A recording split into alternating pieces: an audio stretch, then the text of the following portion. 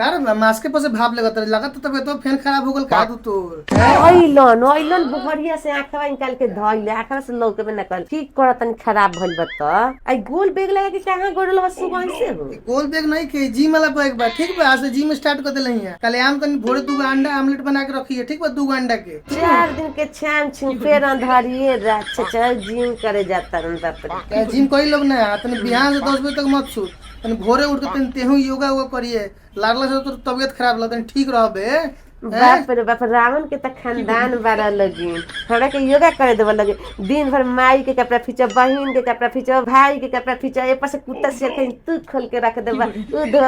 भर घर हरिया बर्तन छितराए रहेला वो मजा ऊपर से कुत्ता से खानी खाना बना के ठुसवावे लो इतना सब केहू करला ठीक बा तेही ना करलुस पीछे छोरा हुई हमरा के कहता रहा हम ही करेनी बस कहत रहे योगा कर जिम कर तू लोग हमरा के करे देव लगी खा जेब लोग टेंशन से।